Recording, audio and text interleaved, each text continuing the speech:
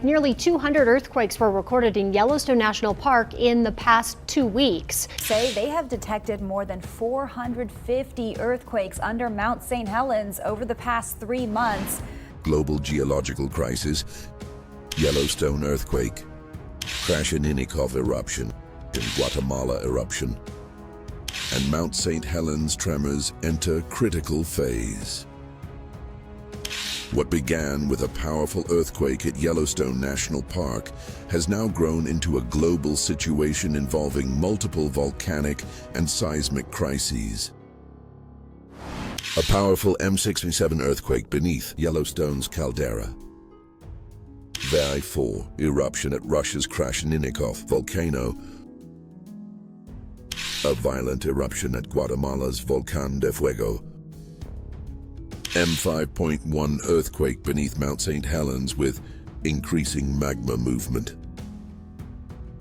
Yellowstone earthquake, rising concern over hydrothermal surges. More than 24 hours after the initial M6.7 quake beneath the Yellowstone caldera, seismic instruments continue to register intense aftershock sequences, many exceeding magnitude 4.0. Over 800 tremors have been recorded in a swarm concentrated northwest of Norris Geyser Basin, where scientists believe the upper magma chamber and hydrothermal systems may have been affected. The quake opened new fissures and steaming vents, and multiple geysers have entered continuous or hyperactive states, something rarely observed. Steamboat Geyser has erupted 4 times in 36 hours.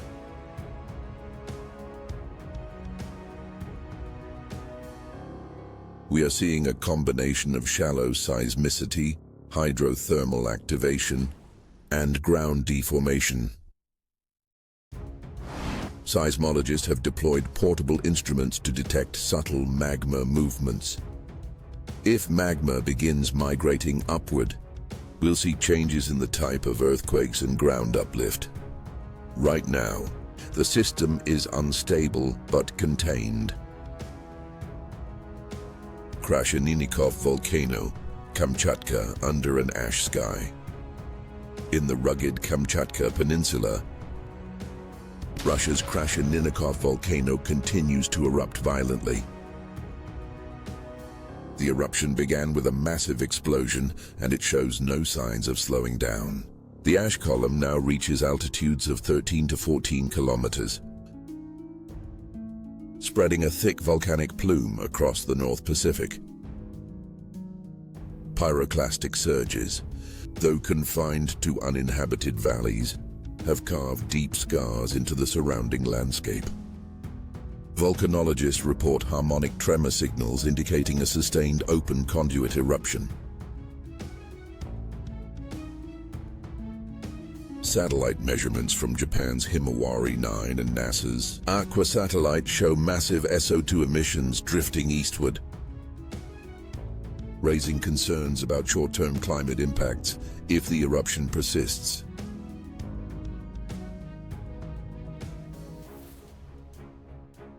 Some scientists have compared it to the 1991 Pinatubo eruption in terms of structure, though not yet in scale.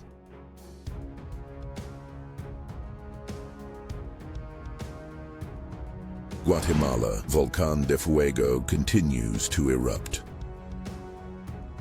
In Guatemala, Volcán de Fuego continues a dangerous eruptive phase that began 2 nights ago. Pyroclastic flows cascade down the ravines of Las Layas and El Jute at alarming speeds.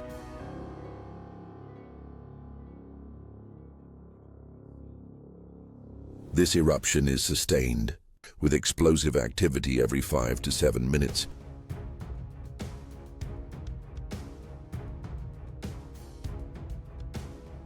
The risk of lahars is extremely high, especially if heavy rain falls on the fresh volcanic deposits.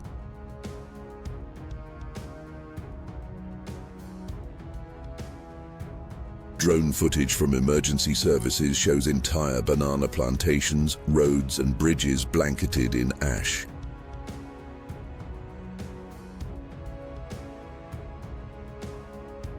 Power outages are reported in several communities.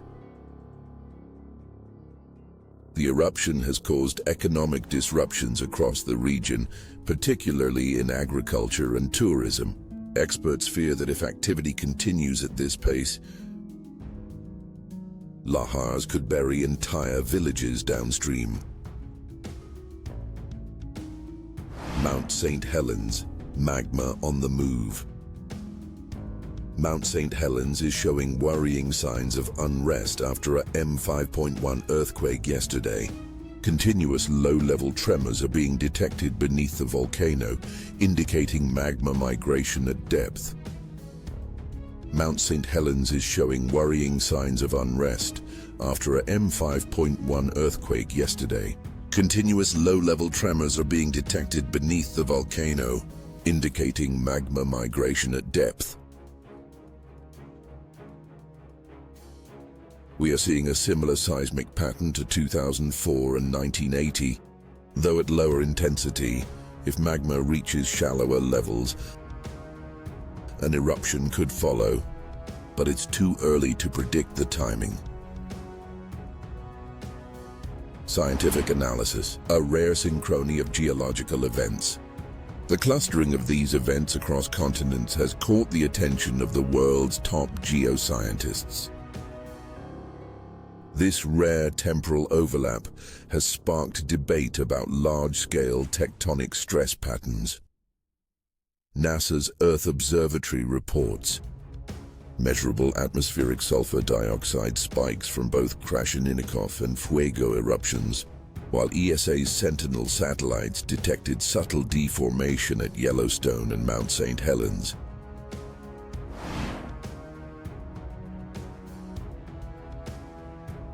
The Earth speaks in rumbles and fire.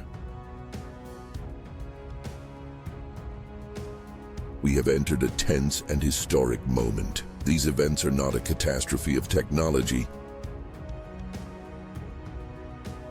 but a reminder of something older and far more powerful. The Earth is not still. It never has been.